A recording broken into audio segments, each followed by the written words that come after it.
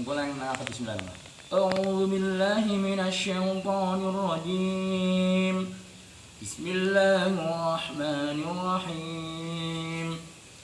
Alif lam mim. Dzalikal kitabu la raiba fihi. Hudan lil muttaqin. الذين يؤمنون بالغيب ويقيمون الصلاة ومما رزقناهم ينفقون والذين يؤمنون بما أنزل إليك وما أنزل من قبلك وبالآخرة هم يوقنون Ulaika ala hudan min rabbihim wa ulaika humul muflihun. Allahumma shalli ala sayyidina Muhammad wa ala sayyidina Muhammad.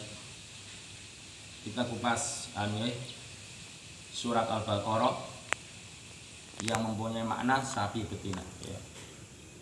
Alif lam mim dzalikal kitabul la raiba fi. Ini maksudnya zalika, ini adalah kitab Al-Qur'an, ya.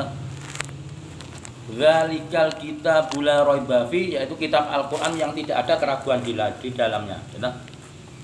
Al-Qur'an ini diturunkan apa? Diturunkan untuk apa Al-Qur'an ini diturunkan? Ya. Hudal lil muttaqin.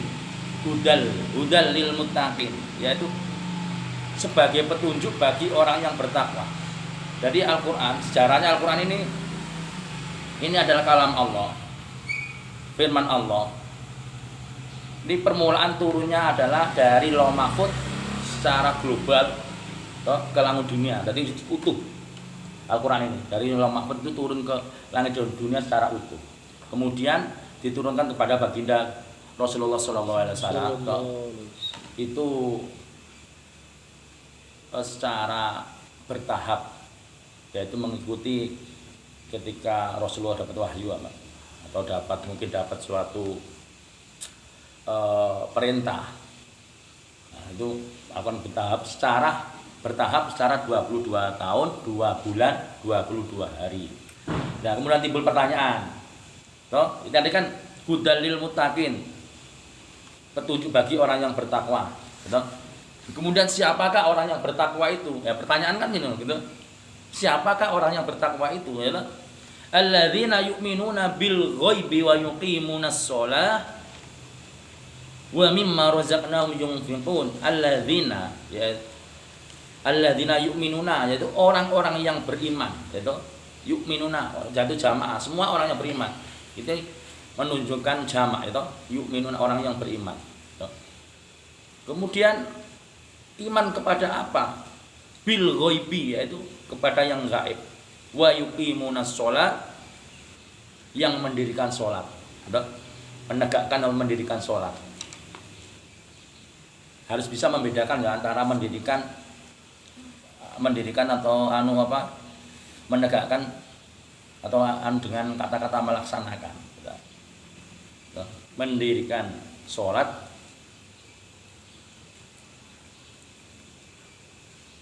wa mimma razaqnahum wa yuqimunas shalah wa mimma, dan orang yang menafkahkan razaqnahum, sebagian rezeki, yunfikun, yang kami anugerahkan kepada mereka. Yaitu tadi berarti orang yang bertakwa itu adalah orang yang percaya, iman kepada yang gaib, yang menegakkan atau mendirikan sholat, menafkahkan sebagian rezekinya. Walladzina yu'minuna bima unzila ilaika wa ma unzila min qablik wa bil akhirati hum yuqinun.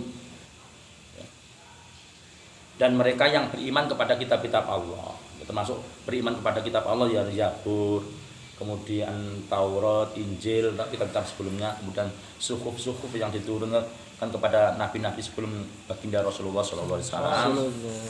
Kemudian wabil akhirati hum yuqinun, dan mereka yang meyakini akan adanya kehidupan akhirat. Jadi kira-kira ada pertanyaan kira-kira dari sampai ayat keempat itu ada pertanyaan enggak? Ada pertanyaan enggak?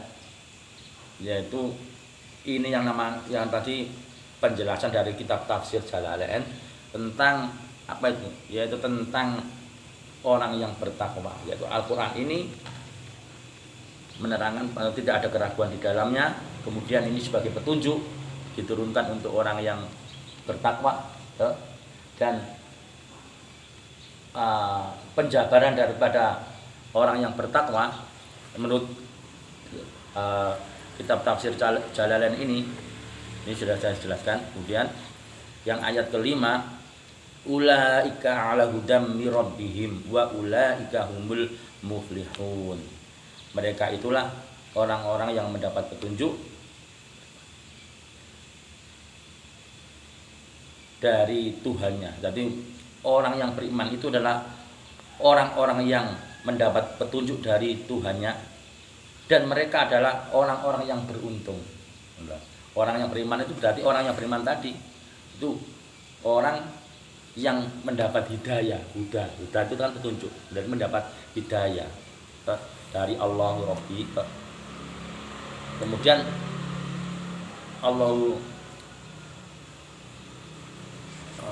Allahumma amin, yaitu mudah-mudahan kita termasuk mereka orang-orang yang beruntung. Kita bagian daripada orang-orang yang beruntung. Amin. Yang percaya akan keyakinan akan adanya kehidupan nanti setelah kehidupan dunia, yaitu kehidupan akhirat yang abadi.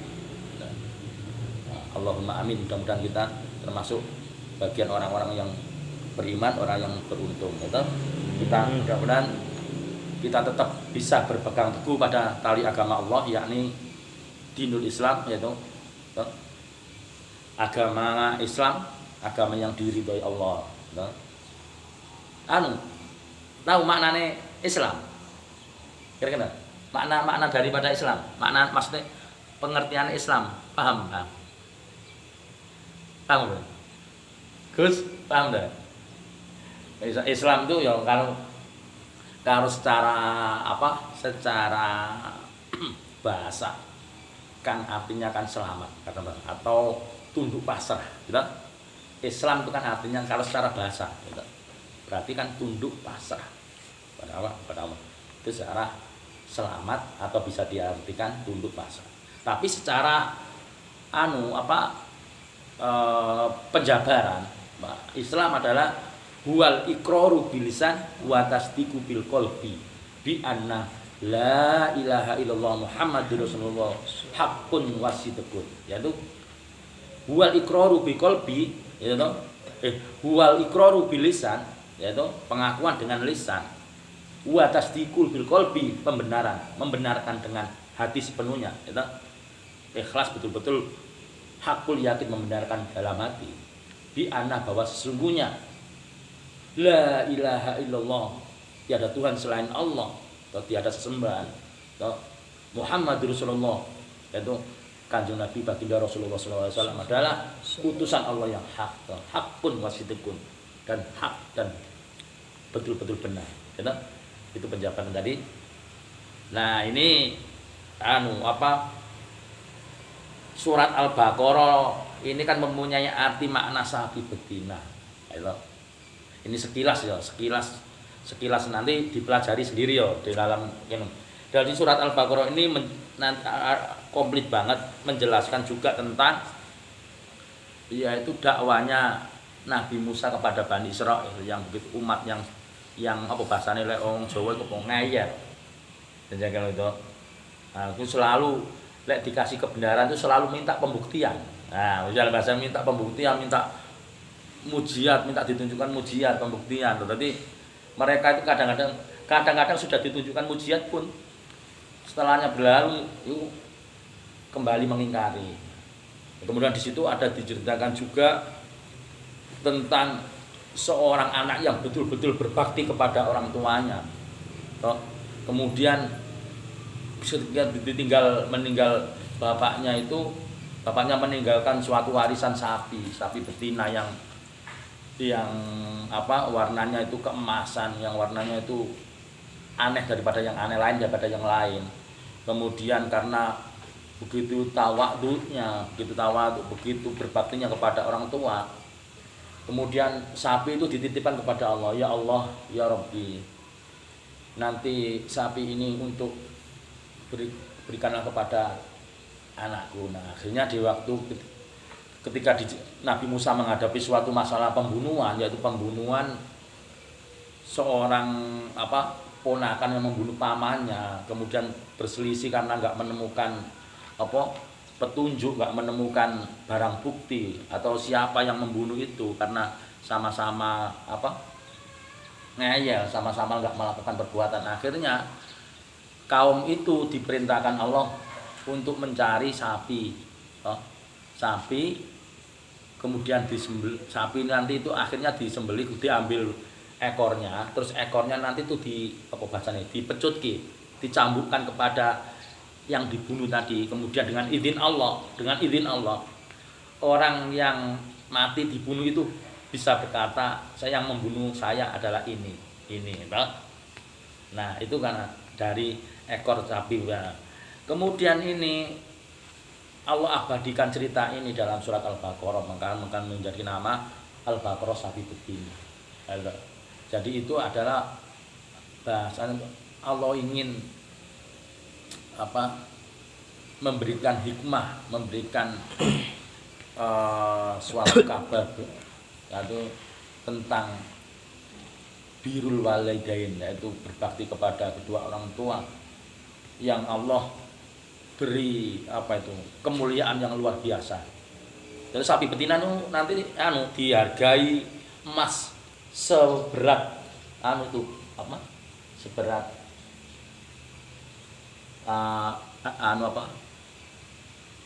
timbangannya sapi itu. Nanti lebih detailnya dibahas nanti di dalamnya surat dipelajari dari surat Al-Baqarah. Nanti ada di situ, ada tentang munculnya Musa Samiri juga yang membuat Tuhan dari sapi itu, kebentuk sapi itu. Nah, itu kemudian cikal bakalnya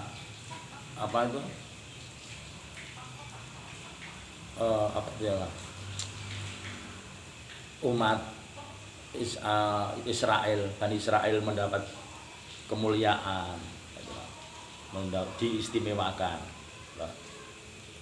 Ya nanti bisa dilanjuti selanjutnya ya. Ada pertanyaan. Kira-kira apa? Slow ya, ada pertanyaan kira-kira saya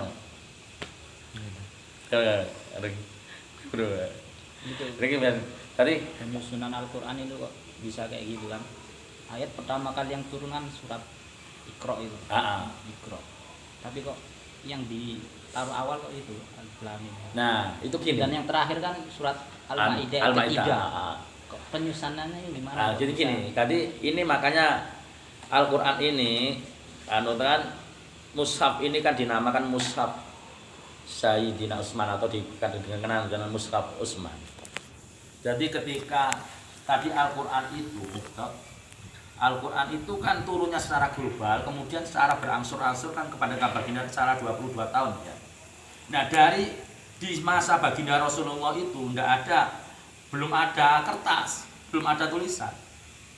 Jadi mengapa sahabat Rasulullah dan ulama-ulama dulu itu, ulama era sahabat, kemudian era tabi'in itu adalah ulama-ulama yang luar biasa, yang diistimewakan Allah luar biasa. Mulai dari daya ingatnya atau daya memorinya rekaman nanti. Jadi setiap gini, kayak misalnya baginda Rasulullah mengadakan pertemuan, kemudian kan Al-Quran itu turun, kemudian sahabat itu ada yang menulis di dada matinya, ada yang kira-kira khawatir lupa, itu ditulis di kulit-kulit binatang atau di batu-batu.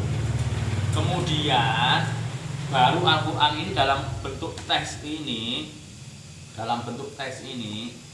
itu apa, di eranya Sayyidina Utsman. Berarti di eranya Abu Bakar itu belum ada Al-Quran. Jadi ketika di eranya Khalifah Umar bin Khattab itu khawatir Al-Quran nanti terpisah-pisah, akhirnya dikumpulkan. Nah, dikumpulkan susunannya itu ya melalui instruksi dari Sayyidina Umar, berkat ilham atau rahmat dari Allah. Tapi bisa kemudian Sayyidina Utsman itu menyusun mulai yang dari awal Al-Fatihah itu pembukaan itu kan itu jadi dipenyelesaikan. Makanya kadang-kadang itu dalam satu surat itu enggak mesti satu surat itu global satu turun. Kadang satu surat itu dipisah-pisah.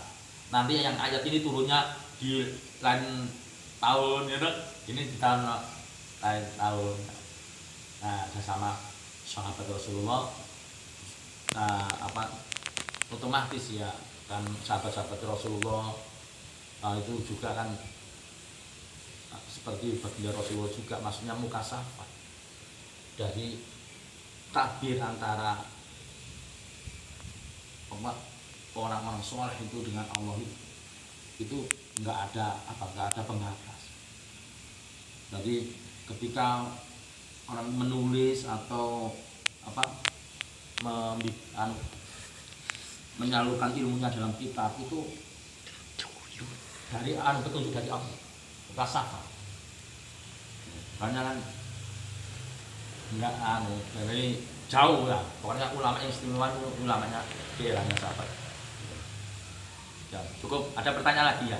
Ya, terus misalnya ada satu surat kan, misalnya ada ini diturunkan di mana, Mekah, Madinah. Kalau Mekah Makkiyah, Madinah Madaniyah.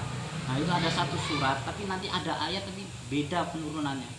Ini Madaniyah misalnya, itu tapi ada satu ayat yang di Mekah, gimana caranya? Nah itu jadi bisa beda-beda itu. Makanya gini, dalam Al-Quran itu ada suatu ciri-ciri khusus gini. Kalau di Mekah itu turunnya itu biasanya ciri-cirinya itu suratnya pendek. Kemudian penyebutannya itu umum. Tapi kalau di Medina, mulai Medina itu Medina Al-Munawwarah atau Medina itu adalah tempatnya sahabat Ansor, orang yang beriman yang memberi pertolongan pada Nabi. Dan itu suratnya itu biasanya panjang. Ciri-cirinya ini salah satu ciri loh. Tapi pasti banyak ciri-cirinya. Kemudian penyebutannya misalnya nun jauh ya loh. Biasanya ada Al-Quran misalnya ya ayyuhalladzina amanu, hai orang-orang yang beriman. Nah itu biasanya turunnya di Mekah. Kalau di Mekah, nun jauh di Madinah. Tapi kalau di Mekah itu seruan untuk manusia, biasanya gini, ya ayyuhan nas, gitu. Hai sekalian manusia, umum kan. Kalau ya ayyuhan nas, hai sekalian manusia, berarti kalau yang dipanggil itu kan berarti umum. Enggak peduli orang Nasrani, enggak peduli orang ateis, cuma dipanggil ya ayyuhan nas. Itu biasanya salah satu ciri surat Makkiyah. Kemudian kalau dari Madinah itu ya ayyuhalladzina amanu, orang-orang yang beriman. Nah, karena yang dipanggil khusus orang yang beriman. Nah, termasuk juga gini, di dalam Al-Quran ini juga ada satu ayat yang enggak diambil dari Lauh Mahfuz. Maksudnya surat ini ada satu ayat yang turunnya itu bukan diambil dari Lauh Mahfuz. Maksudnya tapi diambil langsung dari perbendaharaan aras. Apa dalam surat itu? Yaitu ayat kursi. Ayat kursi itu dimasukkan dalam surat Al-Baqarah. Itu diambil dari perbendaharaan aras. Jadi kalau tadi gini, bahasanya yang otomatis yang menyusun adalah orang-orang terkasih termasuk ya mestinya apa itu dimulai dari Khalifah Umar bin Khattab sama Utsman. Utsman itu Sayyidina Utsman itu pun diinstruksi dari Sayyidina Umar. Nah, otomatis sebenarnya Sayyidina Umar itu kan apa ya, memberikan apa fatwa itu kan jelas melalui persetujuan Rasulullah. Duh, kok bagaimana mau kita tahu Rasulullah itu kan kadang hamba Allah terkasih kan, Allah kan menjelaskan dalam hadis qudsi kan gini, kekasih-kekasihku wali itu tidak ada istilah meninggal, mereka hidup abadi di sisi Allah. Nah bahasanya, maka antara kekasih dengan kekasih itu bisa berhubungan, bisa cukup ya.